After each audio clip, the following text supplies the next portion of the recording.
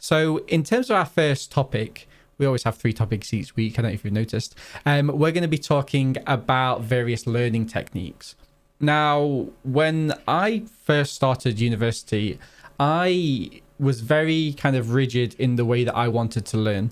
Throughout my A-levels, I'd learnt various techniques which I thought were the bee's knees in terms of how best to learn, read, write, and generally, complete my academic duties and work.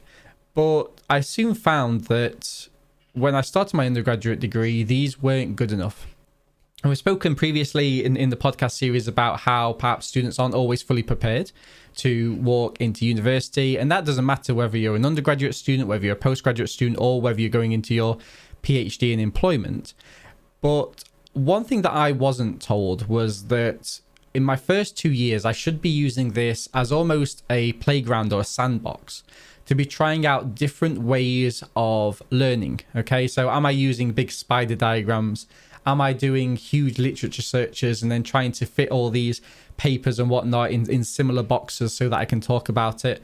Am I writing in the best way? Okay, so am I just starting from the start and then finishing at the end? And for those of you that's kind of watching all of our YouTube videos, you'll know that we have this 5 top tips for writing success. And our first kind of tip is to start at the conclusion, because that allows you to formulate your ideas. It allows you to really be specific about what you want your readers' take-home messages to be. And from that gives you a rigid structure that you can write your essays. And Craig and I use that all the time.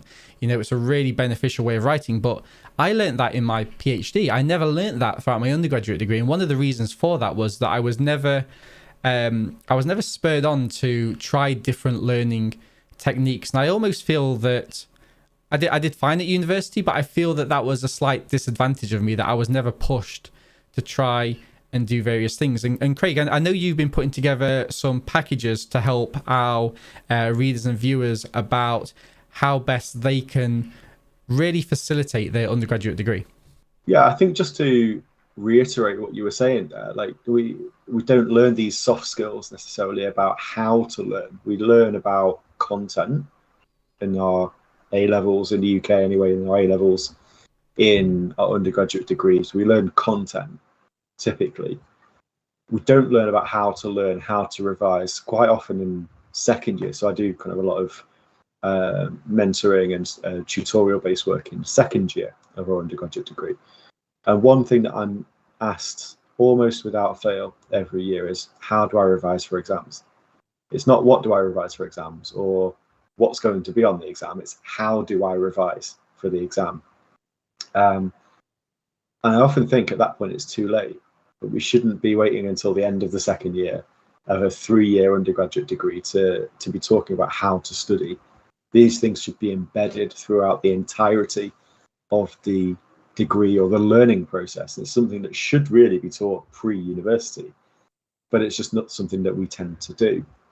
So yeah, we've been developing some resources that's designed to get people to work effectively within their university context. So if you've seen me post anything on our social media channels, it will have probably contained the word workflow. And I think workflow is really important in terms of how do you get from one particular point of not knowing anything about your degree or your topic that you're studying at that point through to having a complete set of notes where you're confident that you can recall information from that particular topic's content. One thing in particular that we're really keen to get people to start thinking about is how do they develop those workflows. One way that we think is really important or really useful is through an app called Notion. So Notion is a completely free software that you can get online. You can download it onto your computer. And what we've done is we've set up a complete academic planner. So it's got a place on there where you can have a dashboard of all of your current modules. If you hit complete on that module dashboard, that will automatically archive that module so you can go back and look at it at a later date. It's got a template on there where it will have a calendar view. So you can put all of your timetabled sessions, you can put all of your assessment deadlines, and you can see at a glance where all of your sessions are, where you need to be. and what all of your pinch points are, because so pinch points are really important because they will severely kind of contract your time. But then within each of the module pages, what we've tried to do is to set it up so you can have a really clear way of thinking through all of the content within those modules. You can track any themes that are within the modules, who's teaching the module, at what point you are in your kind of notes making in relation to that, whether you've done your pre-lecture thinking, if you've done your post-lecture notes, if you're thinking through about what to revise, you can kind of mark that on there, and you can see again at a glance where you're at in terms of your progress on that module. But equally, when you go into each of those sessions, there's also a notes template, which we really encourage our students to use in terms of thinking through their pre-lecture thoughts. So say, for example, you've got a 2-hour lecture on a particular topic. What you should be doing ideally is thinking about your views about that topic before you go into the lecture, thinking through what do you already know, or what are your assumptions about that topic. Within the lecture, I personally tell my students, don't feel like you need to make comprehensive notes within the session itself, because if you're doing that, you're not following the flow of the lecture. If you're just writing down what's on the slides, you may as well not be in the lecture, because the slides are being made available for you anyway. So if you're noting down key bits of information, key definitions, that's enough in the session, as long as you're following the flow of that session.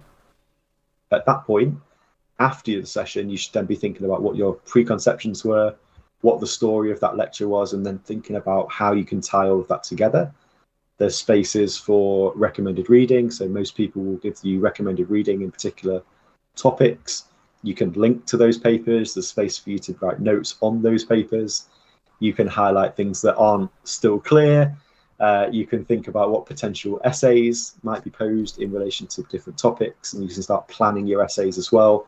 What we've tried to do is to structure this in a way that is consistent with how we teach, how we would advise people to organize their time. And there's a lot of, I think there's a lot of information there that I've said in terms of a lot of different functions on that. But ultimately, these are individual pages that you can see at a glance in a really systemized way what it is that you're doing, what you've done, and what else you need to do.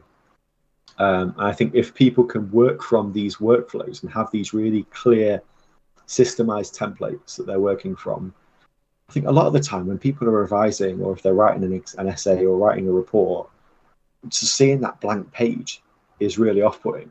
So if you have that template to start with, then what you can do is you can start to fill in those pre-populated sections to organize your time and to organize your writing so that you know at a glance where to go, and you don't have to think about what you're doing before you do it. You can just get on with the work of actually learning.